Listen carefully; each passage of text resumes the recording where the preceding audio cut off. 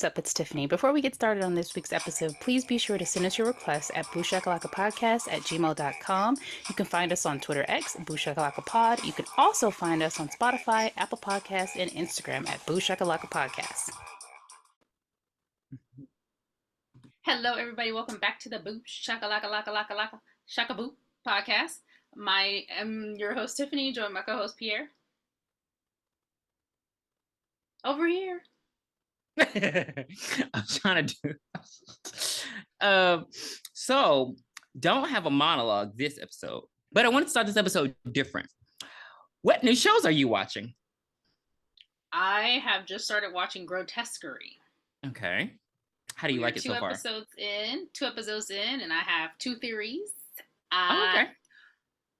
One, it was all a dream, or two, it was all real. I hate you so much. Yeah, it's a lot going on. You watched the show. Oh, you watched it? Yeah. Okay. I think it's a dream. You think it's a dream? I hope that's so lame. Yeah, I don't want to give too much away. A lot of people haven't seen it. I don't want to spoil it right now. I don't think he'll bait and switch us like that again after what he did with American Horror Story New York when it was all AIDS. I didn't even finish that one. That's who the killer was. The killer was a metaphor for the AIDS epidemic. Exactly. Exactly. It took a lot of lives. That's not okay. Yeah. Right. Don't play in my face. Exactly. Bitch. But I finished the Lyle and Eric Menendez story. Pass. I'm watching the Aaron Hernandez American Sports Story. Pass. Is that all? Oh, and Agatha All Along. Huh? I don't know what that is. It's a Marvel. But the other two, I don't want to watch exaggerated stories that they know no truth. I mean, like based on a true story, and they're giving us like 20%, and then especially Ryan Murphy, I'm pretty sure it's 90%. Shazam, just all in your face, ass shots coming, dicks. For someone who I didn't know about this case, I guess, because it was. I mean, I've read about it, of course. But when I did research it, I was like, well, most of this stuff is true. Like, the $700,000 they spent right after they did it, and all that kind of stuff. So it's like, I mean, and then when you like read other art, like people did, I understand what he was saying when he was like, we tried to express other people's theories because like each episode is like a different point of view and what someone else felt happened. So I was like, well, that kind of like, I get his thought process. I just think he can be nicer when he gives comments, because him saying, oh, I had no interest in talking that, like, damn. Yeah, I am a fan of fiction. I don't know if you've noticed. I'm a fan of fiction. I do not watch true crime, true podcasts. I don't like none of that. No, the Aaron Hernandez one will make you. I do not like him. Like it doesn't make you like him as a person. Like I was like, I hate. I mean, I agree, but CTE is no joke. These people have been getting busted up in their heads since they were like 8 years old, 10 years old when they started playing touch football. I get it, but I know Hispanic guys like that who be like trying to act tough and they hang with the black kids, so they think. I know guys like that, so I'm just like, I see you, Aaron. I see what you're trying to do. Like, oh, I'm tough. It's just, ugh. Well, just keep in mind, we'll never know the real story. 100% of it is what I'm saying. Yeah. But he did, so. And they in jail, so here we are. But who's not dead is Charles Lee Ray. Charles Lee. We are here to review 1988's Child's Play. The synopsis goes like this. A dying serial killer transfers his consciousness into a popular kid's doll using voodoo. A struggling single mother gifts her six-year-old son the much sought-after doll for his birthday, and the doll slowly begins to show its true colors. So this came out, obviously I was a kid, but I remember seeing this in maybe 91? 91, 92? And it traumatized me. This movie traumatized me until Bride of Chucky came out. And when I tell you I'm not kidding, I'm not kidding. It scared the hell out of me. I slept in my mom's room for like 6 months. No. 6 months was The Exorcist. For this, I was just scared. My dad used to buy me a bunch of toys, and stuffed animals, so my room was like to the brim with all of those. And one day, my stupid ass brother comes in and he remembered the chant and he starts chanting it over my aunt, and I was, oh my God. That's why I don't like him now. So I have to say, this movie is great. Like, watching it in 2024, this was a good movie. Like, it's still good. That's the point I'm trying to make here. It was very, like, I was like, wait a minute, this happened? And wait a minute, I will say this conflicts completely with what we saw in Curse of Chucky. Well, we'll get to that later. Yeah. But it's very good. Like, even like, I'm like, how much money did they spend on like explosions and like, it was a lot going on. And I was just like, there were, very usually impressed. when we watch movies, we sit and argue about why didn't they XYZ? They're making our characters stupid. And on this one, I think there was only 2 dumb decisions made the entire movie. Like, I was really surprised at much how I wasn't like screaming at the TV, like, don't go in there! Now I was screaming. So spoiler alert, I rewatched it at work. So my not screaming at your desk. Exactly. So my coworkers heard me. I was like, no, because I'm watching Child's Play and they're doing a lot. But most of the time, are you in a cubicle or office? Cubicle. Oh Lord, you about to get the boot. They about to kick you up out of that office. But our department's closed off because of my profession. So, oh, that's true. Yeah, but it was a lot going on. So I'm ready to start this review because I was very impressed. PII. For this to be one of Tiffany's favorites, it was incredible. And so wait, when did Freddy come out? 84. So that makes me angry because this movie should have been as bad as Freddy, and it's not. But okay. Freddy like had everything except for the thing that makes it the best. Like, it was like a Caesar salad with no Caesar dressing. It was the ending. I'm telling you, they needed to stick the landing on the ending, and it was right here, and they didn't do it, and it pissed me off because this movie did it perfectly. And this movie used a doll too, like Freddy did with that blow-up doll. So we start the movie off with a Kiss reject running through the alley, and he's running from a detective. He's being chased. Now he's chasing him on foot. They both have guns, so it turns into a shootout. I didn't know that this. I understand police chase people, but I've never understood that when police are chasing one person and they just start unloading clips onto roads and streets and stuff. Like, I'm like, so what's the protocol if you hit somebody? Pay the family, move on. Okay, it was a lot going on. But there I mean, this is a notorious serial killer, the Lakeshore Strangler. I think they said, he had like 10 or 8 or 10 people that he had killed. I mean, that's not a lot. The detective. Okay, so I guess the detective was like, let's just get him out of here. Let's just, get him out of here. I say it's not a lot because Freddy had 20 bodies before they killed him. I got Strangler on Wabash and Van Buren.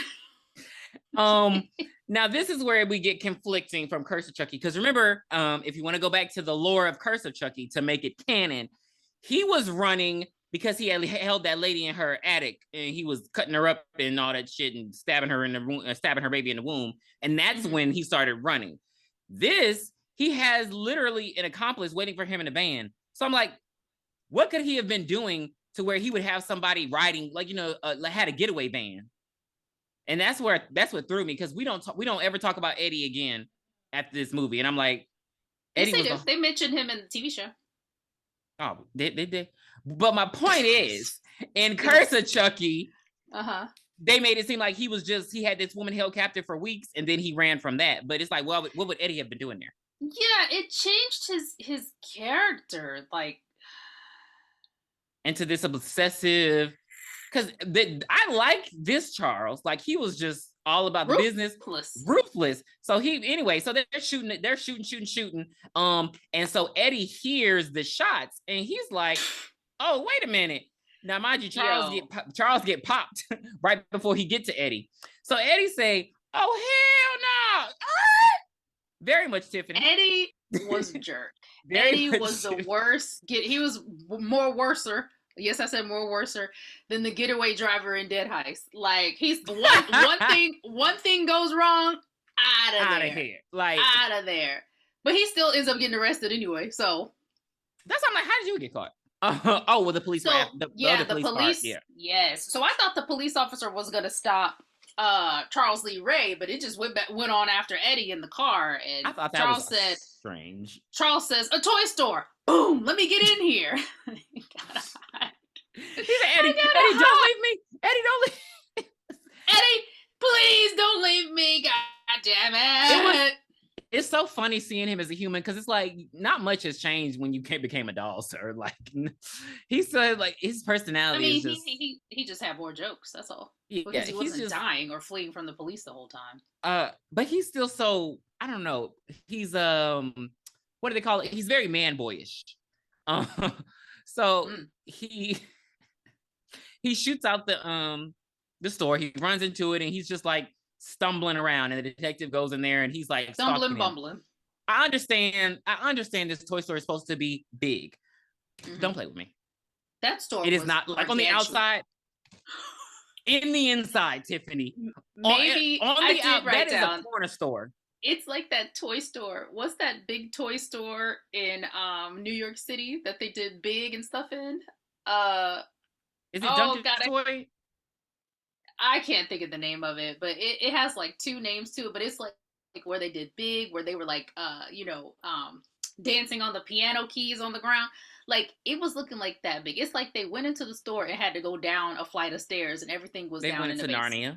They went to Narnia because I was like, The Witch in the Wardrobe. Now this store is a corner store. It's not that big. Don't do that, baby. It was big, but you hear this, you son of a bitch! I'm gonna get you. I'm gonna get Eddie, no matter what. So Charles over there dying. And I'm dying. He was actually telling us that he was dying. And the detective is taking 48 years to find him. He's being so cautious. Like, I ain't getting shot. Hello? He ain't got a bulletproof vest on or nothing, Jesus. Right? Like, what?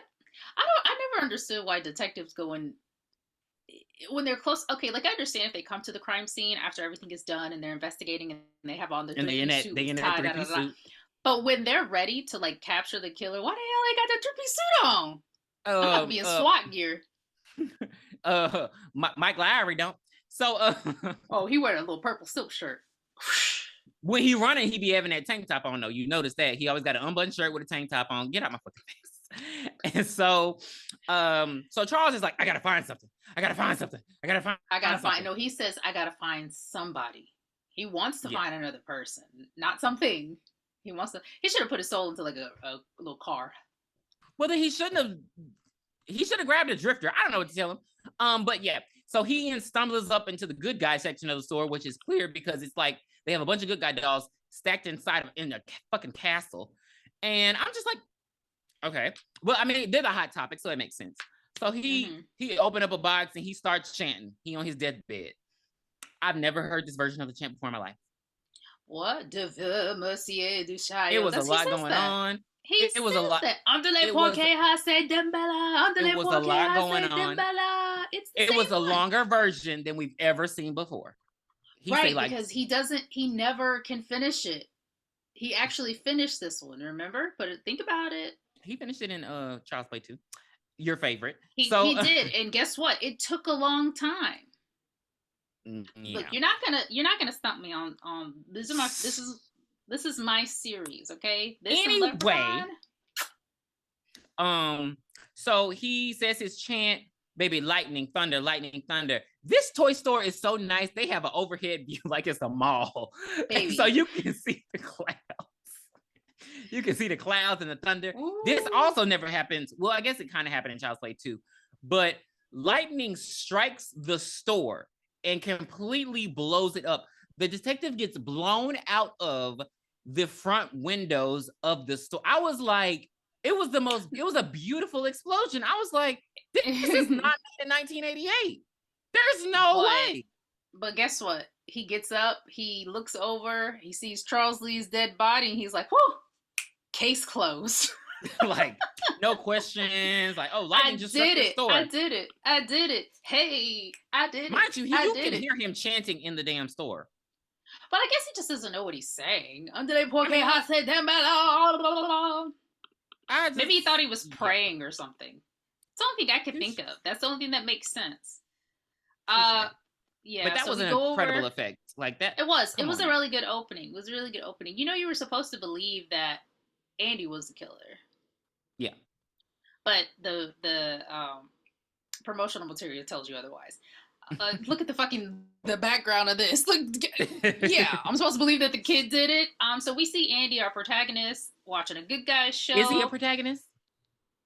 Yes, and he's making. We see the largest damn good guy doll we've ever seen in our life on the TV. I want that as a Halloween costume. I think that'd be great. Because everybody dresses up as Chucky and Tiffany. I want that life-size Chucky with the head with the mask. And in the Child's Play remake, they kind of paid homage to that. Did you watch the remake? The 2019. I feel like we shouldn't have even disrespected Don by mentioning that. Oh well, no, I'm just saying. Remember at the end they had the big costumes. That's all. That's all I was saying. Now look, I ain't doing too much. So Andy makes his mother breakfast for his own birthday. Some burnt ass toast, some cereal, and this is when I was screaming in the office. By the way, this pissed me off. That's the toast was. Why was the set? Was the you have questions. Put the setting on the toaster, and the setting stays on the toaster. So how did you burn it? It's not even the fact that you burnt. No, it is the fact that you burnt the toast because it was black.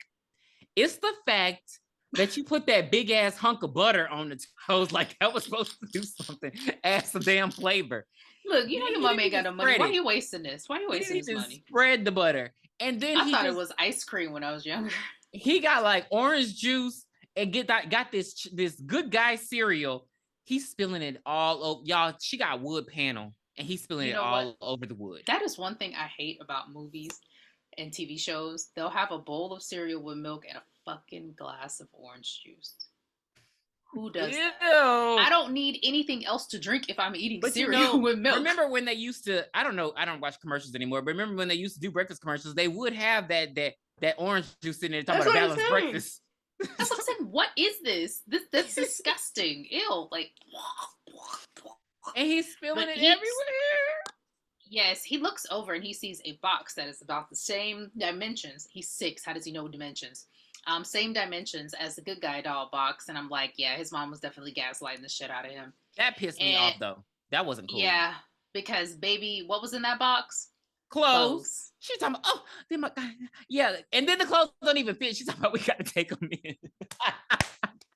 Like, where did she get these clothes from? And I had just said, oh, she's a good mom. Because, she took one bite out of that toast, as a good mom would. And then she's like, you want to open you can open your presents? Yeah, I bet you did. So you can throw that shit in the trash. But for her to, she knew he wanted that doll into that big box for some overalls and some pants and some. She could have put those in a gift bag. It was ridiculous. That was terrible. It was ridiculous. And so then she leaves. She goes to the perfume counter at Mervyn's to work her night shift. And we see her friend Maggie, and she's like, hey, girl, it's a man outside selling this doll. You want to come get it? It's a peddler, as they called it. It happened so damn fast. Yes, it was. It sped through. This movie was really... Mm-hmm. Let's go. So she gets out to the peddler, and he's got the good guy, and she's trying to haggle him, and he's like, do you want it or not? I'll give it to somebody else. Knowing she probably could have haggled a little more. The regular good guy doll was $100. He wanted $50. Her friend Maggie was like 10. He said 30. I didn't think that was bad. I thought 30 was great. 30 was cool. So I wasn't even tripping. Maggie was not having it. She said, you don't even know if this damn thing works. Where you got this damn thing? Is it stolen? I was like, I miss back in the day when the nice character would have like the mean character sidekick, like Ethel and Lucy. Like, yeah. I was like, Maggie looked like she'd be fighting them people. Right. On her day off. Oh my God, that was funny. That was a cute little exchange. Yeah. And so she I guess she immediately goes and packages it up. We don't care that she gets in trouble for being gone for 5 fucking seconds. But she has to work that night. That's the main thing that happens. She has to work later that night on her son's birthday. And so Maggie has to babysit. But she has to be like, she has to be back by, she's leaving at 5, she has to be back by like 7. So she goes, she gives him the doll, and he's like, oh my God, I love it. I believed him a little bit. It just seemed like he was so pissed off that she only gave him like toys that went with the doll.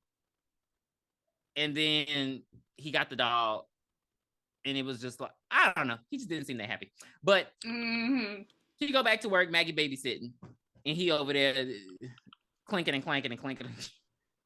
Now he opened up because he opens up the box, and she like, let me know how it works, and he starts talking. Nobody reads the box. I would have been like, damn, it just worked like that. Like, yep. But she got to go to work, so she ain't got time to investigate. Maggie said the perfume counter at Mervin's is waiting. What happened to Mervin's? Yeah, but Andy is playing with Chucky, and we see the Chuckster. Well, it's about to come on. The 9 o'clock news is about to come on. But they give the preview, remember? Like they say, oh, we're about to update you about... I don't remember seeing a preview for the news. Well, they tell you what's about to come on. And it's like, oh, Eddie Caputo, he escaped... Lakeshore Strangler. He escaped from police custody. And I'm like, what city is this? Because how... Chicago. Oh, Jersey. But how... Chicago. Oh. I thought... See, that again, conflicting. Because they're supposed to be from Hackensack. That's where he's from, but this is based in Chicago. Just don't piss me off. But my thing is... It took y'all forever to find these people, and they just escaping like that. Because if that's the case, Charles should just let him catch him. If him and Eddie was just able to, yes. If him and Eddie was just going to jump ship, you know what I mean? Instead of running, he should have told him, okay, I'm over here, I'm shot, I can't move, come and get me, and take me to the hospital. You're right.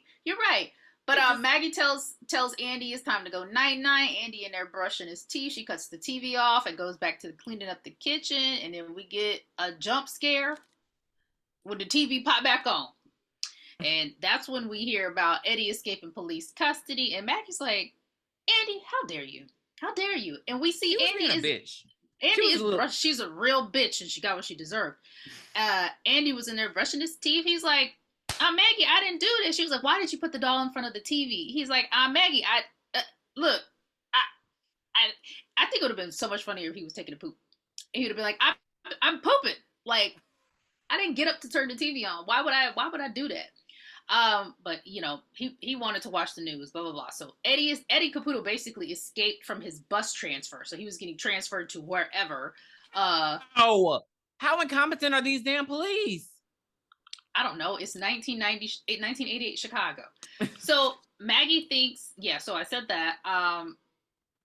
So she tucks him in. Yeah, she tucks him in. Yes. She's being maybe she just don't have kids. Maybe that's what it is. It just seems like she was very like forceful, and I'm like, damn girl, like shit. Like, I mean, even if I understand, your mind wouldn't go to supernatural. This kid's telling the truth, but she was just being like, it's his birthday, and she just like, go to bed. I told you to go to bed. And talking about this, she's gonna talk like, oh, give Maggie a kiss, girl, fuck you.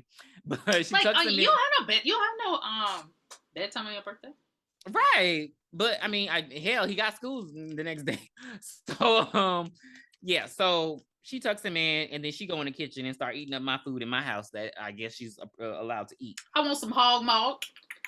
I want some pig feet. And while she up in there doing the Lord's work, she get all these taunts and teases from a mysterious figure in the shadows. It lasted so long. Well, she thinks it's Andy playing with her. But I'm thinking to myself, has Andy ever done this to you?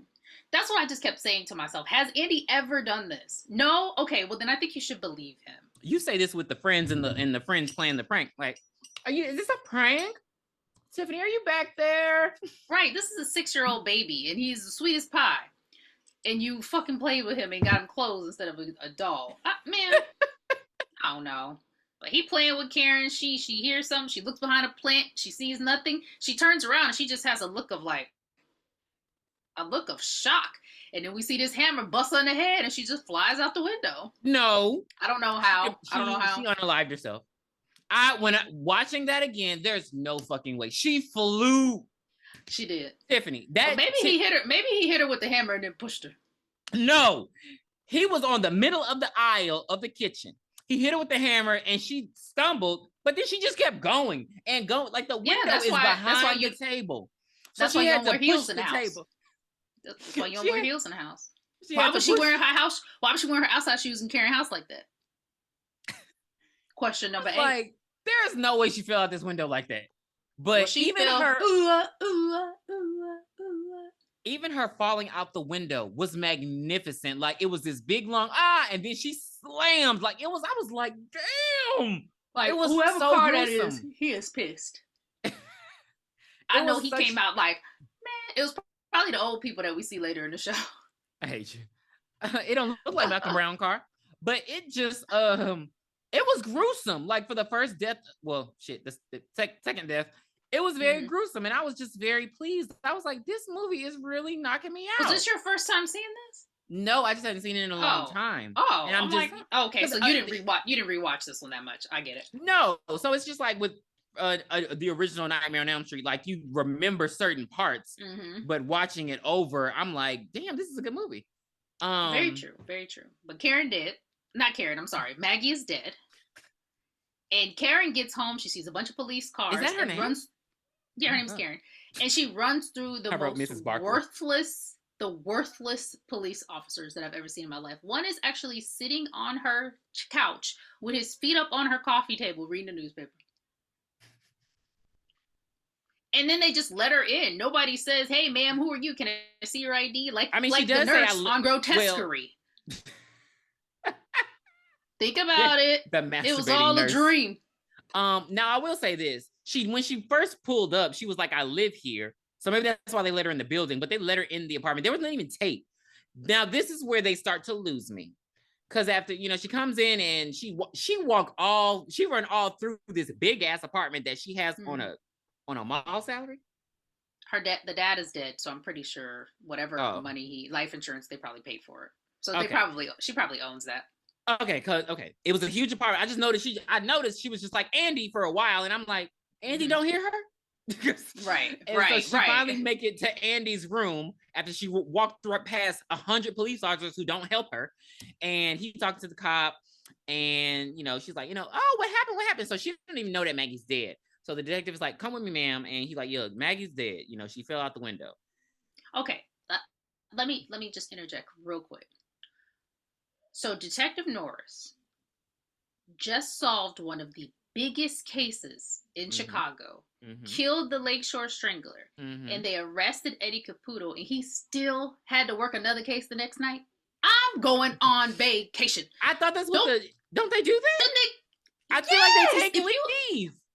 If you make a big break like that, I'm pretty sure you can take some days off. That's a lot. Especially after he was shooting at you and then you got blown through a window. He don't have no injuries. He also would be questioned by IAB at this point too. Oh, they need to know exactly. Somebody died. They need to know what happened. He would be the one questioning Eddie Caputo. There's no way he would be on this Chucky case. It wouldn't have happened. It wouldn't have happened. But I just wanted to say that, like, I take a day off when my knee hurts. Like, come on, we got to do better. Like, okay, but that's all I wanted. That's a damn shame. That's all I wanted to tell you. So he basically and so he gets very inquisitive about Andy because he's like, they see these footprints on the counter because Chucky knocked over some flour because he's mischievous and he's an asshole. He want how hard it is to get flour up, and so. He's like, Andy, what kind of shoes you got? Like, just questioning the boy and the mom. She's like, Andy, get your ass. Andy, get your ass in the room. Andy, get your ass in the room. We talking. So she's trying to, cover for him, but they, cops just be. But it doesn't make sense because Andy was there when it happened. I would want him to say what happened, even if he was saying. But at that point, he wasn't saying that Chucky did it. He was just like, "What do you want to know?" Like, yeah. He looks at the shoes, but I'm like, this baby's shoes are not the same size as his doll's feet. Right. Sorry. And it's like, you didn't even, the doll was in his face the whole time. I'm like, you ain't see the prints. But this is what's unrealistic to me. Someone died in their home.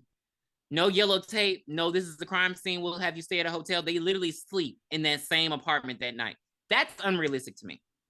Maybe it's okay. Or let me know if that's something new where they're like, oh, because I just never, I feel like it Well, you happened. gotta think there's no blood spill in the house. That's all out. Everything is outside. So it might be a different situation like that. But I'm like, did they board up the window? Because it's winter.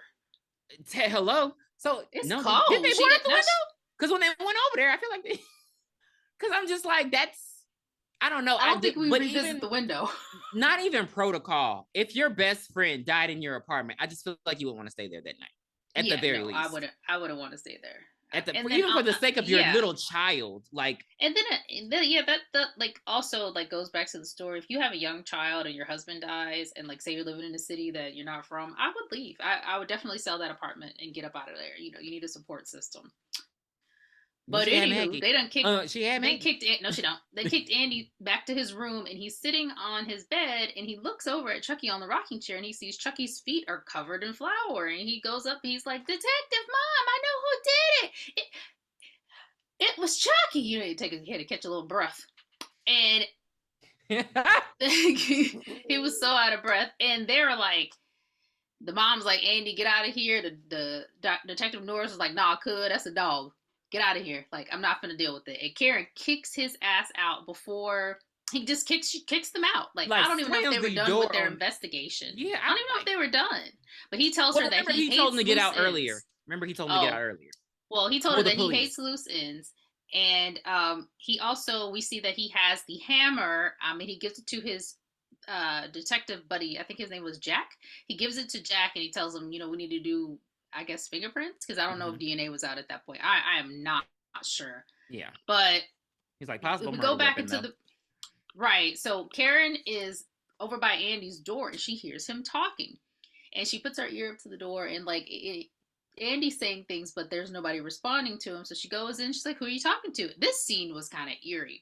Mm-hmm. So Andy is sitting on the floor in front of Chucky, who's in the rocking chair, and he's just talking to him. It's like him looking down on him, like a grandpa talking to a kid. It was just kind of scary. Yeah, like he was in a trance almost. I was like, what? Yeah, but Andy tells Karen that the doll said its real name is Charles Lee Ray, and he's been sent down from heaven, from Daddy to play with him. And the mom's like, "Oh, okay, I can understand my child making something like that up. That makes sense." And he also tells her that Chucky said that Aunt Maggie was a real bitch and got what she deserved. And then the mom goes crazy. I'm like, this is my. Has Andy ever talked like this? The answer is gonna be no. I would believe him. I'm like, okay, well, what do you want us to do? Do you want to get rid of the doll? We can do that. And guess what? I'm gonna throw him out the fucking window like he threw Maggie. Like, I don't understand why.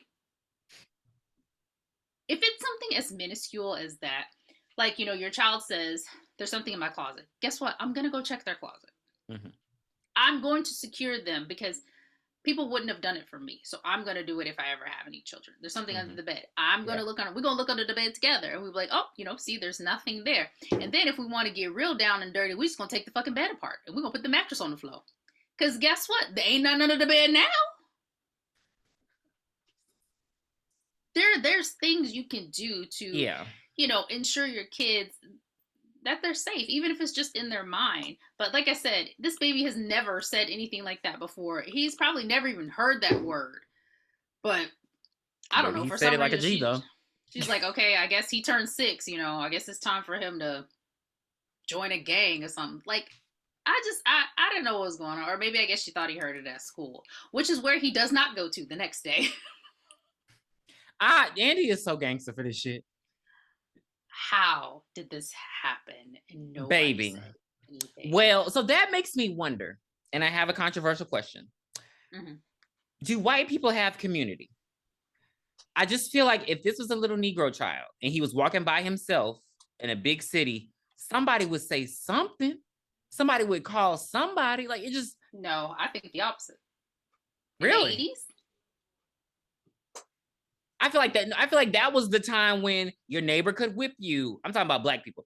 Your neighbor could whip you. Yeah. Like, you know what I mean? Like, think about it. I think it's like Japan, where their kids around his age, the kids around his age will take like the subway and travel to and from school by themselves. Oh. But that's not like that here anywhere. Unless it's like a really small town, or like I said, when I lived on a military base as a kid. Yeah, You know, I traveled. I was all around that thing. Cause baby, he don't go. He walk out of school. He take every fucking I was like, I don't even know where. The middle of downtown Chicago, and it's snowing, and it's so cold. Because Chucky told him to. Did Chucky have fare, or is everything free? I don't know how public transportation works in Chicago. Like I don't know how it worked in 1988. I've never been to Chicago. I don't know, but Chucky said he on a mission, baby. Literally. Let's go find Eddie Caputo. I ain't playing. And knew exactly where he was. So they end up in this snowy... really, honestly, when you think about this whole scenario, the first person he needed to find was the voodoo man. Yeah. He could have got to Eddie a little later. Mm-hmm. He really needed to find the voodoo man first. But he probably, in his mind, he needed to find it. No, I think the reason he gets in his way too much. Yes, I think the reason he didn't is because he just assumed, everything worked how it was supposed to work. I'm invincible. Remember, like, but no, he never knew how to get out. Yeah, but I don't think that was his main goal. I think he was just like, I'm invincible. I can do what I want. Like, I think he was in his own way. When I'm tired, I'll go to him and see if he can get. Because he only went once he got hurt in your favorite scene. But they get up to this snow junkyard. Because Andy, he's such a kid. He Chucky, I gotta go do it. Chucky, I gotta go tinkle. So wait right here.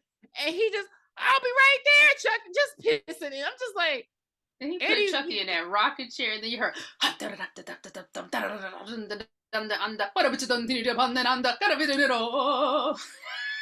hate you so much. So Eddie Caputo is apparently in some abandoned house. I'm assuming it's abandoned because dilapidated, baby. Dilapidated. But so he's oh my god. I ain't even gonna tell the story. Let's just move on.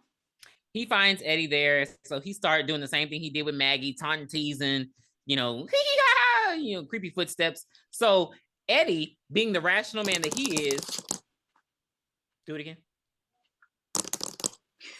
Being the rational man that he is, he just starts shooting up the house. Like Eddie, these are real killers, honey. Just escape. These are real killers. Because the first thing in my mind was, even though this is sort of an abandoned area, you don't think nobody heard them gunshots? Well, then again, they may not even care. They may be like, parts of the course. I don't know. Mm-hmm. But yeah, so he starts shooting up his damn house. And he even see Andy out there looking for Chucky. This was hilarious to me because he just, even though he's 6, he sounded like a grown ass man. Like Chucky, where you at? Chucky, like he was just Chucky, and he really walking around like exhausted, like Chucky, where are you, man? I'm trying to go. So Chucky unhooks the gas because there's a gas stove. Of course, there's a gas stove in here. It's the 80s, and Eddie turned the corner and he opens the door and just shoots, and boom. Now I immediately thought, is Andy far enough away? Because remember, he was right there by the house when Eddie saw him. And then he turned around and shot, and then everything went boom. And I'm like, is he far enough away from his house? Right. Good question. He was. Clearly. But Eddie's dead as a doornail. He is exploded up. He don't even get no explanation. He don't even know why. Out of here. Yeah. Quick. And this is, at this time, when we open up the next scene, we see that Andy is discovered by the police, so he's at the police station. I always wondered why Chucky was still with Andy at this time. Mm-hmm. Like, why was he still with him? I guess because he knows that Detective Mike Norris is on his case, Maggie's case. Maybe that's why he's still with them. But I would have just dipped from the kid at this point. Like, you got me to the train station, or like he just. Well, how do you get back? See him.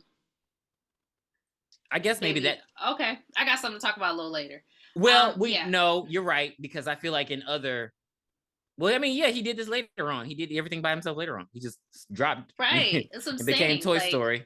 So all he needed to do was put on a hat, and they probably think he was a real kid walking around. Touche. And they just didn't need to see his face. But Andy is back at the police station. Karen comes in, and she's called over by the police, and Andy basically is the suspect. I'm like, this is weird. Yeah, it's weird that they're in there questioning him without his mother there. That was very weird. That was very weird. Because I'm like, how did they even get Andy? Like, how did they get him? Because if I was Chucky, I guess when the house blew up, somebody came outside and saw that there was a kid and But called if the I was police. Chucky, I'd have been like, let's hop this train. You know what I mean? Like, Get back on the L and let's go to the school so they don't know you missing. yeah, that I mean, if you wanted to be secretive about it, but I don't know, Chucky, you know, Look, we come don't on. know how that thing think, but he's being questioned by the police, and he's being questioned about Maggie's death, and he keeps saying, "Bitch, I told you it was Chucky. Like, I don't know why you keep asking me this. I told you." And it's like it's obvious he's being coerced by somebody to do these things. Like, why would that baby? How would he know where to go on that train? How would that baby know how to do that? And Yeah, why would he target a random man that he does not know? That should have been the like. How does he know Eddie Caputo? Come on now. How does he know that man? Right. It didn't like we just automatically found out that was his father, and you know Karen was cheating with him. Yeah, none of that happened. Yeah, it was just it really left a weird. bad taste in my mouth because you're not questioning my child while I'm there. I don't care if it's the 80s. I know that's illegal. So that's just that threw me off completely. And then they they do it in such a perverted way, like, oh really? Tell me more. Like, don't do that. And then you got the psychologist there talking about, I've seen enough. There's a facility. Well, Andy talks to Chucky, and he's like, Chucky, go on, Chucky, talk. Tell him what you did. Tell him about Maggie. Tell him about us riding the train. Tell him. Chucky, say something. Chucky, say something. Stop. And then Andy says, and punches him in the gut. And Dr. Ardmore, hello, this is Dr. Ardmore from the Psychiatric Hospital. I've seen enough, Mrs. Barkley. Andy will be coming with us tonight. Good day. I was just like, oh, you just take my son? Like, no, the person that they would be taking, I would just be like, keep the doll at the police station. Mm-hmm. Keep the doll. Like, just don't bring the doll back. Like, let's get rid of it together and not throw it away. Let's pull it apart. Let's go beat it down like it's the damn printer on Office Space. Let's do what we gotta do. Like, I don't know. Like, just take the doll away from the equation, and if it pops up again, we know that it's real. Yeah, I thought that was extreme. I'm like, they just take her child for maybe we don't even know how long was he supposed to even stay there, because he was gone for a while. Like he never should do like a 48-hour, 72-hour hold. I was like, damn. So like she couldn't say nothing. Like it was just like, it's a done deal. I just did again. Maybe this was the 80s. Maybe this was just perfectly. I just don't see them doing that today. Yeah, it was. Excuse me. It was weird that he was able to do that like that. Yeah, Mrs. Barkley, she gone home. I did not know her name was Karen. She gone home, and she took Chucky home, and so she trying to like, she's like, talk to me. She wants to believe her son, and Chucky like, hi, I'm, Chucky, want to play? She laugh it off. She goes, she's like, let me get drunk, but then she sees the box over there. And mind you, she let Chucky on for a best friend. Right. She let Chucky on the couch. And so she gets the box. I don't know why she's even going. Like, I didn't understand this, because I would have threw this box away days ago. But she lifts it up, folded it in half, put it in a recycler. She lifts it up, and the batteries fall out. And that's when she like, I know I done heard this bitch talk all day. Maybe that part was scurry. Yeah. And I'm glad she finally it's right there on the box, batteries included. I was so pissed. So she walk over there and she looks at it and she sees there are no batteries in the doll. He turned around and say, "Hi, I'm Chucky, want to play?" He hit her with the. I said, with the Exorcist. I said, in the office. Because I don't remember that part. I remember what it's leading up to, but that specific, I don't remember that shit. Oh yeah, I definitely remember that. He said, "Hi, I'm Chucky." Like, it wasn't the cute little voice. It was a little scary. Like, sir, please. He ends up rolling up under the couch when she tossed his ass. So she picks him up under the couch and she's like, "Talk to me. Talk to me, damn it." Here it goes. All right, I'll make you talk. Here it goes. She lights her fireplace and she lifts him up. She says, "Talk to me, damn it, or else I'm gonna throw you in the fire. You stupid bitch, you filthy slut. I teach you to fuck with me." Did you see the Spanish version? I posted it on my Instagram not too long ago. Oh my God. No, I've seen the you motherfucking whore. You put your motherfucking hands on me. No, I'm gonna send it to you and you will add it in with our snippets, because baby, when I tell you I cried. It was like Chucky was playing on Spanish TV and they were doing voiceovers for him. He sounded like somebody grandpa. It is hilarious. Like, I'm not kidding. I need you to listen. Oh, you stupid bitch, you filthy slut. I'm like, how do you know what she be doing? But baby, Chucky bites the hell out of her and like he's whipping her ass actually. Because I was like, is he floating? Like it just like there was a point where he was just like dangling in the air, and I was like, how is he doing all this? Well, I guess he was holding onto her shirt or something like that. But he bite the fuck out of her. Like, I mean, I was wondering how much do plastic teeth hurt? To the white meat, but you got to keep in mind he doesn't know, but he's actually turning human. So his teeth are turning into, what are teeth made from again? Bone. Oh. It's a bone, right? I thought it was a bone. It's a bone. Don't do this. Where's my? Okay, we'll go with it. It has to be a bone. There's no other option. Is it keratin or is that's nails? Child, I don't know. I'm sleepy. So Chucky rides the elevator real fast. He's so lucky that was already on their flow. He rides the elevator and Karen tries to catch up with him, but she's not able to catch him, and Chucky gets away. She can't find him. So she grabs all of her belongings. She goes to the police station to talk to Detective Norris, and she's telling him his real name. Andy said his name was Charles Lee Ray. Doll killed Eddie Caputo. I don't know why Detective Norris doesn't put 2 and 2 together already. Because he's an asshole. Because like did you not see the doll? And she's not like, I mean, she's a little huff and puffs because she just ran and it's cold. But she was just very much so like, Andy's telling the truth. Andy's telling the truth. The doll's alive. And there's also another moment where I'm like, what? We're going to get to it. And you're going to be like, damn, that is kind of dumb. But so I already said my first one. Here comes my second one. Yeah, like she's trying to tell him, and it's like, okay, you and I know that our dolls can't come to life. Do I know that? No, but we have seen enough horror movies to know there might be a chance. Mm-hmm. So if you tell me something, I'm going to say, what can we do? Let's take the doll out before it even gets any worse. What can we do? You want to put him in a shredder? You want to say, do your thing, cuz. What do you want to do to get them out? Now, hold on. I'm gonna throw one wrench into what you just said. One wrench. Okay. You want a good guy doll. The doll is $4.99. If I get you a $49.99 doll and you fucking destroy it because I'm Tiffany. This good guy doll was $100. The real good guy dolls are $500. You're not just destroying that damn doll. Lock it up or something. Let the fun. I got rid of my Teddy Ruxpin because I thought he was about to come to life. So been there. So anyway, Karen tells him, all right, you know what? Look, I'm going to go find the peddler that I got the doll from to see if I can get some more information. He's like, you don't need to go down on that side of town. Can't Mrs. Barkley? Mrs. Barkley don't go down on that side of town. But he doesn't like really stop her. She hops into a cab and she makes it back over to her job. Like that side of town, that's her job area. Mind you, she didn't need to be there just as a woman that late. Because of course, here comes the scene that has to happen in every fucking movie. I couldn't believe it. I was like, and there goes the scene. You are so right. Yeah, and that, like when they say they have to reject it from scripts now, I'm like, damn. But anyway, she goes and talks to the peddler, the drifter, and she finally finds him after going through 67 hobos. I'm sorry, and she's like, hey, that doll that you gave me, where'd you get it? And he's like, what are you gonna give me for? Like, I get it. They're unhoused, so whatever money I can get, I'm gonna try to get it.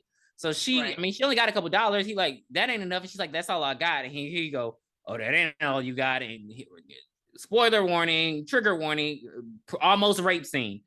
And I'm just like, I'm a man. And it pissed me off, which I know this does not matter. I recognize as a man that this does not matter. It's just the fact that there were other people there. Like it's not like they're in a desolate area.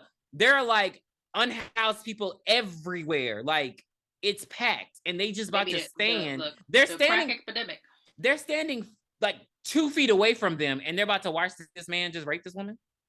I just, you know how many layers of clothes he would have had to take off? it's cold. I just did again. I don't understand. I guess I try to, maybe it's the 80s and they're trying to, I don't know, trying to depict these people, or I don't know, but it just didn't seem cool. I didn't like that.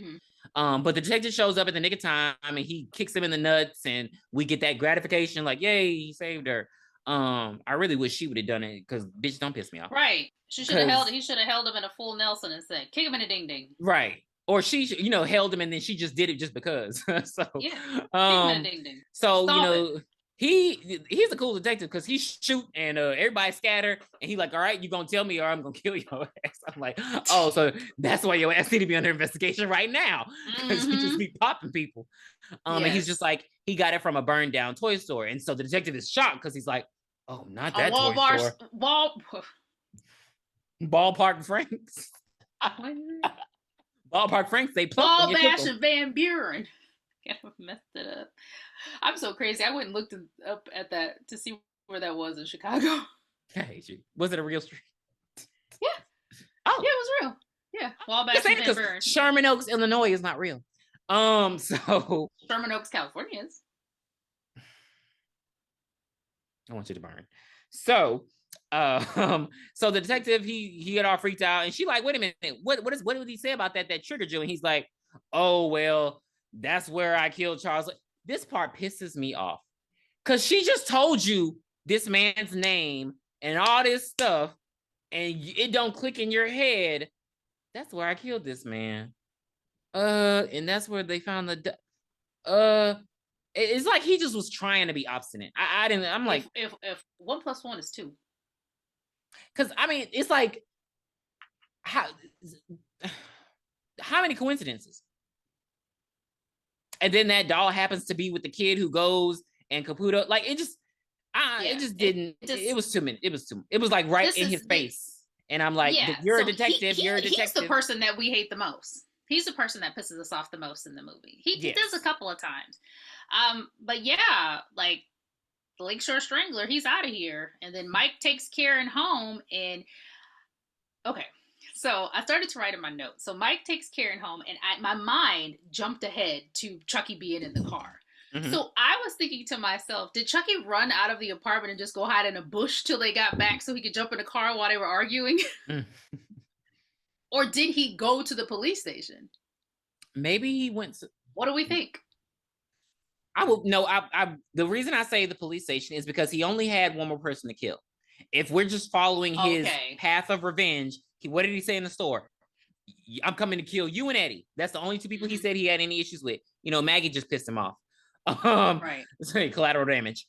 So I would think he just went to the police station because, like you said, he knows. I'm like, did he hide in a bush? Yeah, so maybe he was just there and then he got up in there. Like when he let her out, I don't know how quickly I don't know. Well, no, so he lets her out. So he kicks Karen out while they're arguing, and Karen's like, "Don't you get it? The doll is alive. I just told you he bit me. Why are you playing games?" And he's like, Miss Barkley, you need some rest. Your friend died. Blah blah blah. Get out of here. And she's like, she said, Go ahead. I was just gonna say, no, we already talked about it. She just says, "Is there anything Charles E. Ray said before he died?" And he's like, "Yeah, he'll kill me and Eddie Capote." And I'm like, "Well, yeah, well, sir, so, one down." This is the part that had me screaming at the this. TV. Don't scare me. So he goes to the office and he looks at Charles E. Ray's file and he finds out these things he didn't know. If you're a detective trying to catch a serial killer. You're going to read that file from front to back. You're going to know. You should know it. You wouldn't even need to read it. Oh, I didn't know he went by Chucky. I didn't know he hung out with a guy named John. Like, because think about it, Tiffany. When you're watching a detective TV series, they know, and they're chasing the killer. They know. They're like, I know this killer like the back of my hand. Even with movies, the unsub on the whiteboard. I love when you say that. So it's just like they have to know these people because they have to know how they think. Think about when we watched Trap. How she knew how the killer thought, how he, like, what he was going to do. Like, that's how these detectives get in their heads. That's why they're detectives. So the fact that you knew nothing about this man, but his name was Charles Lee, you thought he just was like, Charles? Thought that was Charles, your dinner ready? Like,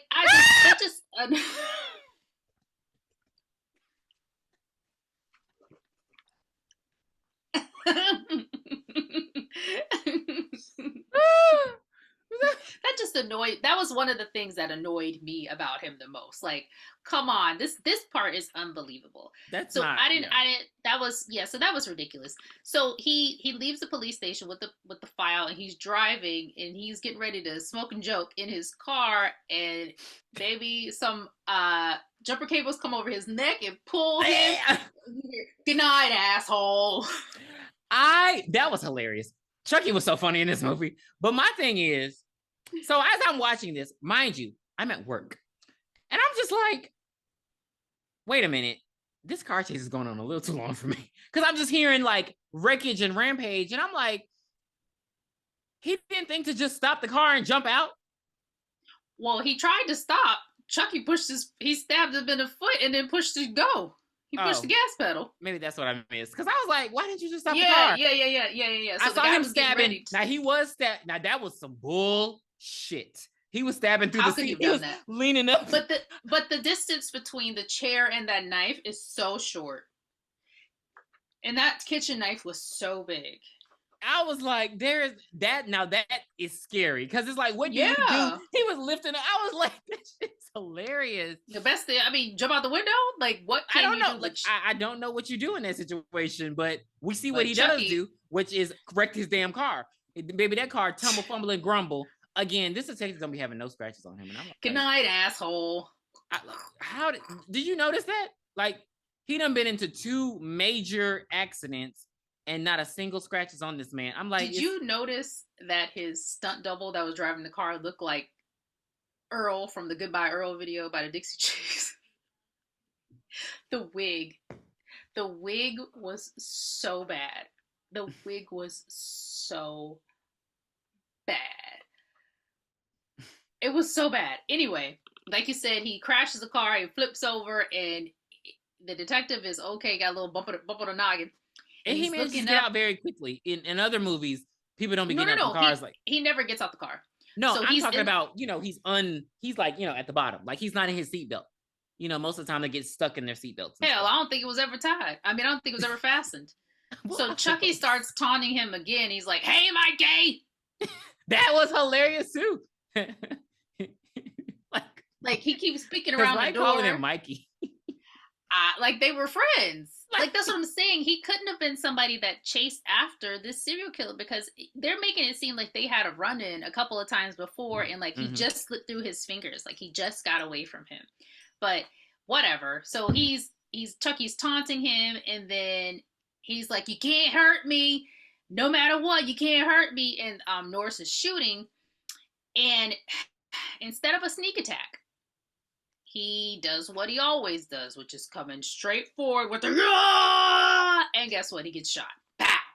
And they blow him into the trash. Like he gets poof. I mean, he's like a 15-pound doll, 20-pound doll, whatever. It's that bullet is gonna take him back. And then we see him just run away, and Mike is like, phew. I'm like, phew. I'm going to the sanctuary. Like, I'm going to go. I need to see Jesus or somebody. Like, I'm going to the sanctuary. It was a lot for me. Yeah. And then Karen is back on her detective stuff. The detective Karen-ish. She goes to this part is crazy. So she goes to Charles Lee Ray's house where there are murals of him worshiping Damballa, and he's drawn on the wall. Did you see how big the penises were on the drawings? No. They were huge. They were halfway to the knee. That wasn't my main focus. But they were huge. Like, it just shows you that you notice things that you didn't notice before. I never noticed that. Because why did they put that in the? Well, we know why they put it in the movie. They were huge. They were huge, and I just. You're gonna be so mad at me. You're gonna be so mad at me, because. In my memory, I thought that John was played by Tony. Oh, Tony Todd? In my memory, I just remember a black guy who I was just like, Tony Todd is in this movie. And then I was like, oh, my bad. Don't all look alike. My bad. The detective shows up and he's like, hey, I believe you. I went and pulled Ray's files. Can you believe this? He went by Chucky. And he hung out with this guy, John Bishop. Can you believe it? And I was like, shoot yourself in the toe. Right. And then we skip over to Chucky showing up at John's house. And he comes in and he's like, hey, John. He be pissing me off. Here. He really be pissing me off with this. The green work, didn't it? And John is like, oh, no, what have I done? And John does the worst thing ever, which is go against, obviously, a deranged person. Mm-hmm. So Chucky tells him, I need to get out of this body. Well, he says to him, I didn't think anybody could hurt me, but I got shot last night, and it hurt like a son of a bitch. It even bled. And John says, well, you're turning human. He's like, what? Well, how did I get out of this body? And he's like, I will not tell you, you are an abomination to the world. And it's like, no, this is when you lie. And be like, okay, well, what we need you to do is we need you to go into this bathtub, and we're going to fill it up with water. We're going to put these rocks on your legs. And you have to actually kill yourself so your spirit can raise up out and go into somebody else's body. Like, did you just make that up? I did. So why would you go against them? I hate when that happens. They do that they do that in so many movies, though. It's like, act like you're going with them. The killer right here with the gun at your head. All right, tell me where your daughter is. I'm not telling you shit. Lie. She over there. She by a friend's house. She at her grandma's house. She's in your upper lip. Anything. Like, you're right. Like, make something up. Like, oh, she is in a location in far deep in the woods. I have to take you to her. Because something. Like, make it up. But he does it. And Chucky was like, John, I have a feeling you do something like this. You should tell people where you hide your merchandise, John. Why did he do that? Because my thing is, I think Chucky, again, fuck you. Again, if we're gonna just go over the lore of Chucky, he always been crazy. He's never been like charming or like he's never gotten people to like him based off his wit or his charm or his caring, compassionate behavior. Mm-hmm. It's always been like this for him. Yes. So my question is, you telling me you got so close to this man, even the way he acts, you just realized he was abomination? Like I'm just like, abomination. He been killing people, he been strangling people, and now you just realize. And then another thing, I think that would actually be so much smarter as a serial killer to just bounce from body to body. They'll never get you. Yeah, I'm sure that's somebody's. That's gonna be somebody's new script. But I think that was the movie. What was that movie? Was that movie with Arnold Schwarzenegger with the devil? End of Days. They kept bouncing from body to body. I love that movie. I think that might be one we need to do. Never heard of that before in my life. Oh my god, I love End of Days. I love that movie. Oh, no, Schwarzenegger. He get to the chopper. So he has a voodoo doll made of John, and he's like, John, you got to tell me what's going on. And John's like, never. And he cracks his leg. And John, all you got to do is tell me. He cracks his arm, and then he's like, okay, I'll tell you. No, he threatens to kill him, and then he tells him. Because he takes out his knife and he's. John, you knew you were going to die. That's why I was like, what? You thought he was going to let you go? Right. So, what's his name? John tells him that you have to transfer your soul back to the first human you revealed your true identity to. And Chucky becomes a perv, and he's like, I can't believe it. I just don't believe it. I'm going to be a 6-year-old boy again. Well, that wasn't the pervy part. The pervy part was when he said, I got a date with a 6-year-old boy. Oh, I got a date with a 6-year-old boy. That's what it was. Sorry. I was like, but it's the 80s, so maybe, but I'm like, God, that line. And he kills John. John is out of here. Well, he stabs John and he bounces up out of there. And Karen and Detective Norris arrive never in the nick of time. Never. Just as he's dying, she tried to call the police. He like, no, bitch ain't no hope. Well, no, the detective is calling the police while Karen is trying to ask, what can we do? He said, I don't have later, you stupid bitch. So listen. He said, look, he was just saying words, like no complete sentences. He's like, child, transfer, chant, doll, heart. She like, well, how do I kill him? How do I kill him? His heart is going to be human. Like, just, sir, you're dying. You can make a complete sentence. Write it down. I don't know. He was pissing me off. Like, Well, she tells him to shoot him in the heart, but Karen does not follow that. Later in the movie, we'll see. Ma'am, it took 3 times. It took 3 separate attacks for her to tell him that. So now Chucky is on his own. Yeah, Chucky is on his own. Clearly, he been on his own. He been on his own since he ran into Mikey. So he going to get Andy ass. Now this part, I almost cut the movie off because it was about to get me triggered. He go for Andy ass. Now how he climbed up this window to get Andy, because Andy see Chucky coming. He like, help, Chucky, he gonna kill me, and he starts crying. Oh my god! Oh yeah, it was. It's like, and it was a real that was a real cry. I know how little kids really cry. Kill me. He was just in the corner like. I was like, oh, but you know what? Andy wiped his eyes real fast and thought of a master plan. Baby, Andy said, I ain't know. Andy said, you thought I was pussy? He put them damn pillows underneath that comforter and went and hid. Chucky steals the keys from the desk because somehow the keys were just right there. Like, what happened to put them on your waist belt? Because for this to be a child facility, ain't nobody there. Right. I guess you don't really need.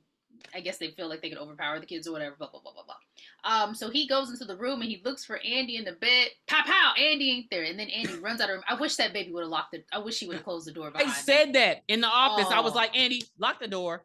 Because I saw him unlocking another door. So I was like, Andy, you got the keys. Why didn't you lock the door? He was just moving too fast. But then again, Chucky would have got out the window. I wasn't going to put too much on Andy. Yeah, no, you're right. You're right. So they're running through the hospital. The doctor sees him running as well. So he's chasing him.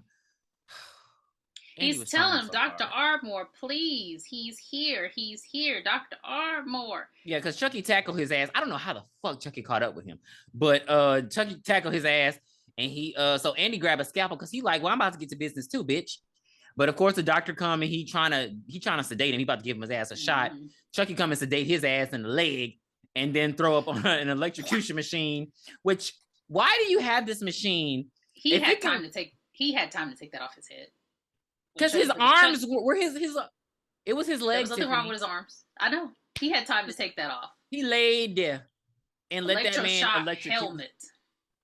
And this is why they don't know. That's why they don't do this shit no more to kids. Because if you were doing this to my child and you could die from it, sir. Right. Sir. Burnt him to a crisp. He was looking like that toast that Andy made earlier. He was looking like Marv in Home Alone. Or like Chucky later in this movie. This is crispy. This movie's very crispy. Or like Tiffany and Bride of Chucky. We can. John Mancini loves to burn a bitch. So the always late Karen and Detective Norris get to the hospital, and a little girl tells them that Chucky was there, and basically they deduce that Andy went home because Karen told him always go home if for help. Yeah. So this part lives with me late. For never there in the nick of time. Not always there when you call. Not always on time. The elevator scene. The infamous elevator scene. So we see these two old people, this old couple in the elevator, and Chucky's in there looking like he's looking a little worn for the world. I mean, he got blood on his outfit. He got burnt with the cigarette lighter on his cheek. Hair is woolly bully. He look a mess. And the woman's like, somebody left their doll in the elevator. And the guy was like, well, just leave it there. He'll come back for it. She goes to close the door. She's like, ugly doll. And then all of a sudden we hear, fuck you. I was like, it's funny because I was like, wait, so I thought this was something that happened in later movies, but they've been calling that doll ugly for you. Well, I mean, he was beat the hell up. I think that's the only thing. But that fuck you was amazing. The delivery. Delivery. I want to take a sidestep because we're almost done. But I want to take a sidestep just because the Chucky series got canceled. Tomato.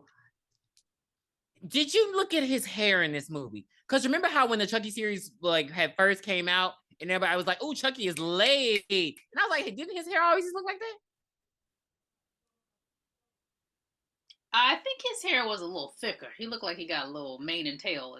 Okay, because I'm like, I thought the good guy dolls always had that nice looking hair, but maybe Maybe it got longer or something. I don't know. But It looked like Batman from Immature in the later years. Okay, that's enough. We got it. So yeah, Chucky. So Andy makes it to the house. Andy gets to work. He push up that rug. He start boarding up the door. He can do all that he can. He's such a baby. Yeah, he trying, baby, but he don't try hard enough. Because baby, when I tell you Chucky managed to get in that damn house anyway, I just so Chucky goes up the elevator to their floor, but then shimmies down through the fire escape. Do the fire? What's it called? Fireplace. Huh? Yeah, the fireplace. Okay, but why do you go up the elevator? Well, I guess he went to the door to be locked. Floor. Yeah, or maybe he didn't expect the door to be locked. Oh, I don't know. How did he know? What if he shimmied down in somebody else's fireplace and was like, shit, you know? I'm gonna assume that because he's been killing for years, he knows what he's doing. So we're gonna let Chucky have that one. But yeah, he get up in there and he Andy ass out. Batter up. And so yeah, Andy is down for the count, and now it's time to start the chant. Now they're headed home. I don't know how far the facility is from home, but damn it if they don't make it. How long ago did Andy run home? Because he ran home. They're in a car. They just so happened to make it in the nick of time. Just this one time. Right, because he was almost done. And now I'm going to say it. This is not the same chant. He was talking about Santeria and all kinds of stuff. I have never heard this chant before. I was like, wait a minute, Santeria? That's not voodoo. That's hoodoo. What are you doing? I was like. I mean, he said the gree worked. I was just very. He was speaking French. There was a lot of French words that he was saying. But Santeria is Latin-based voodoo. Like, so I was like, well, pay attention to them words next time you watch this movie. I'm telling you, because I was like, when I turned on the closed caption, it just said chant. I watched it on Tubi. You know why? Because Peacock said I had to pay to see. Seriously? It. Yeah, I did that because the show got canceled. I don't pay for that. They did that because I'm telling you, those movies, that movies and the TV show, they were all there on Peacock. They did that just because it got canceled. Yeah, so that's why I watched it on Tubi. But Chucky, so Detective Norris and Karen run in the house. They get in there, and Karen picks up Chucky while he's doing the chant. You know, obviously he can't finish. And then Detective Norris again. Bites her all in the neck, give her hickeys and stuff like he a vampire. Detective Norris picks him up, and instead of throwing him out the window, he just throws him across the room. I'm like, come on.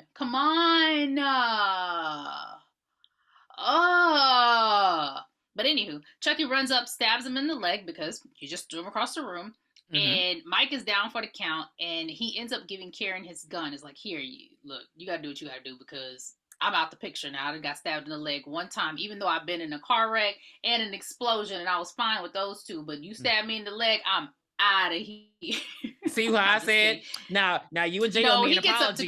He gets up. No, because he gets up to go investigate. He goes to find him. He does. Stabs don't hurt. Look, them stabs.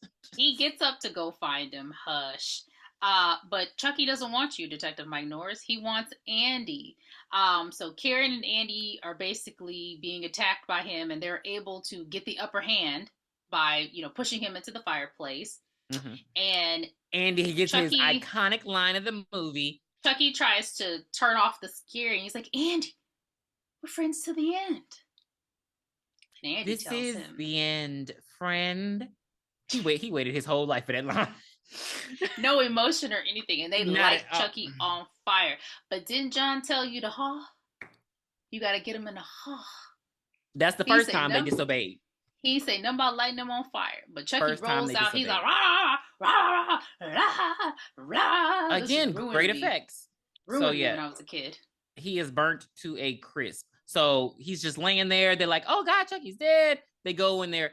She's like, Andy, go get it. He tells, just real quick, he tells John that I got shot. It hurt like a son of a bitch. I can only imagine how getting burned alive felt. Ooh, yeah. Like, we're supposed to believe this hurt you too, and you're still a girl. He was just angry. He was just too fucking angry. Yeah, he was just pissed. I think Chucky's when he's pissed, he just don't stop. He's fueled by rage. Yes. So Karen's like, go get the first aid kit. We got to get his leg together. I'm like, what you got in the first aid kit to help a gunshot wound, girl? Don't piss me off. Andy go look for the this. Now see, this is the only part besides the cereal and the toast where Andy pissed me off. Oh, He yeah. get the first aid kit. He see Chucky gone. Here he go. Mommy, why are you whispering? Why are you? Mommy. And then he keeps saying it just like that. Like he just very, Mommy, sir, the time for whispering is over. You're supposed to scream, help, death. Like I just say, baby. Because here comes Chucky. Chucky's on him. He burnt to a crisp. His teeth. He just looked so unflattering for a dog. He's like gooey. He's like crispity, crunchity, peanut butter crisp. Coon. What? Crispity, crackety, crunchity coon. So like at this point, so Karen is running from Chucky, you know, and he's stabbing the doors, trying to pull open the door to the bathrooms. Did this remind you of The Shining? Yes. He actually gets her in the hand, and I'm like, Karen, when do we stop hiding and start fighting? Baby, didn't you have a gun 5 seconds ago? Why aren't we grabbing the comforter and throwing it over Chucky? You know, discombobulate him, kick him. Because I understand he's tiny and quick and he has a knife, but y'all are big adults and you have fire pokers in your house. Like I saw so many weapons that she just was like, I ain't gonna use it. So never bring a knife to a gunfight. Didn't they tell you that? Well, she does get her gun and she slowly starts to blow him up. So first she knock his head off. He's still walking. So she like, well, let me get his leg. He start crawling. So she get his arm, but his knife is in the other arm. He starts doing the Thriller.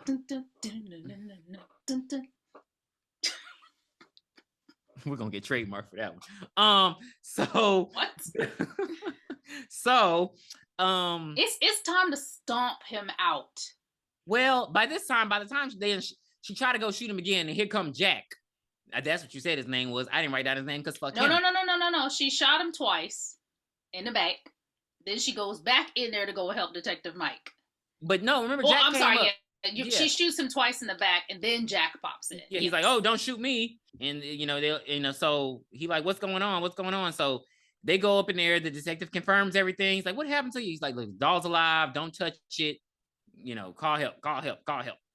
Mm-hmm. He has to be an asshole because that's. Do you know this is just like the cop in Scream 3? Their partners of the detectives are always assholes, and they never die. So he goes. Right. They're always like the cynical jerks, but they never die. Mm-hmm. And so he goes and grabs the head of the doll that he just told him not to touch, and he puts it on the desk, and he's just like, "You telling me this thing is alive?" He poking it and doing all this. He's like, "I told you not to touch it." He's like, "Come on, man. Who's going to believe this, man? You know, we're in Chicago, man. We put peppermints in our pickles, man." So he's standing next to a vent. I don't know how Chucky got in this vent. I don't know how he crawled into the vent to get into another room. But bam, here comes Chucky. And here Chucky on the desk. "Strangle him. Kill him. Choke him. Don't stop. Kill him." And it was at this part where I bring up my famous line. This doll does not have the power to kill you guys. Mm-hmm. Keep him alive. Mm-hmm. Keep him alive. Keep him alive. But no, they shoot him in the heart. Yeah. They shoot him. Well, and he smacks him against the wall. Yeah. They shoot him quite a couple times before she says, very calmly, by the way, "Shoot him in the heart." Like, thanks, ma'am. That would have been great knowledge since you're the only one who heard him say that. You're the only one who heard John say that, and you just held it in until now. And so they finally kill Chucky, and he, his voice fades away, and he eventually starts to sound like the doll again, and he's "Hi, I'm Chucky. Wanna play?" And he's like, "All right, I believe you. Now who's gonna believe us?" Well, nobody, because y'all killed the fucking doll. Yes, everybody would if you would have left him alive. So they all go out to leave, and Andy looks back at Chucky, and we get a freeze frame, and he's ruined. His life is ruined. Yeah, life is literally over, as we see from the Chucky series. So, wow. That will do it for 1988's Child's Play. For me, I'm going to give it an 8.5 out of 10. I really enjoyed this. Again, the second one is my all-time favorite, and it's because we get Chucky front and center. And that's what I love the most about that one. Here, we had to play a little roulette. Like, we don't get Chucky coming alive till 50 minutes into the movie, Mm-hmm. Special effects were great. There were times I definitely noticed there was a little person in the outfit instead of Chucky. And there's times when he's in the fireplace and he's pulling against the door. You can see the contraption that the doll is attached to moving back and forth, pushing the doll. If you go back and watch it, you'll see what I'm saying. Shit. So you can see all that stuff now. But traumatized me as a kid, but turned out to be one of my favorites. I enjoyed it. It is a double, triple recommend for me. Definitely go watch it. I have to agree. This was a great movie, so I'm gonna give it a 9. Like it was just it. Like watching it back in 2024 with 2024 eyes, I was still like, damn. So yeah, we're gonna give it a 9. It was great. I would encourage everyone to watch the whole series. I'm not the biggest fan of Seed of Chucky. I'm not the biggest fan of Cult of Chucky, but even just the series is great. Like I love Don Mancini. I love the fact that he's a gay man and he created this doll murder franchise as a way to kind of, I love the way he put so much into that you wouldn't have noticed, but it just, I love it. So yeah, really mad that Renew Chucky did not become a thing. I feel like it went a little, I think that in season 3 the president, we didn't need those kids anymore. We didn't need Lexi, Evan or Devin and Jake. Yeah. We could have wrote them out like the first couple of episodes. And they could have just kept on with the president's family and went crazy over there. Because I thought season 3 was, and when I say better than season 2, I just mean I feel like season 2 was very heavy on the camp. Like when they had Chucky on the talk show with like, was she a porn star or something? And he kills her. Like I just feel like it was very camp, very like it was just in your face with the camp. And I feel like season 3 got more to the horror aspect. It kind of like, especially that chandelier death scene. Oh my, c'est magnifique. I just hate, like we've talked about this before. I hate that season 3 ended on such a cliffhanger with the kids being dolls now, and we don't get an end to that. But Don does say Chucky doesn't, so maybe he'll make a movie wrapping it up. I feel like I feel like he loves those kids and he won't just end it like that. I feel like he'll throw out a movie for us. So pray. Yeah, I definitely agree with that. Well, all right, guys, that will do it for 1988's Chucky. Please be sure to catch up with us in 2 weeks. We're taking, just a little vacay. Gotta get some sun, some tanning, and some waves, and some margaritas. I'm gonna go get me my motherfucking tie. My motherfucking tie. And we will join back with us when we review Scream 5. Might as well keep the party going. Look, we only have one more after that. We're done with right. So will Jay be in attendance for this one too? No, we will not have Jay in attendance, but maybe we can get him on for Scream 6 and we can just wrap it all up. See, I feel like Scream 5 was his favorite. That's funny. So he's on all the even ones. 2, 4, and 6. Yeah, so because I was like, okay. Yeah, we'll go ahead and do it. So bitch, it's October. Yeah. It's time to start. We love it here. Yes, we love it here. All right. We don't like pumpkin spice, but we love it here. Thank you for listening, everyone. All right. Have a good one. Bye. Bye. Where did you hide it, Dan?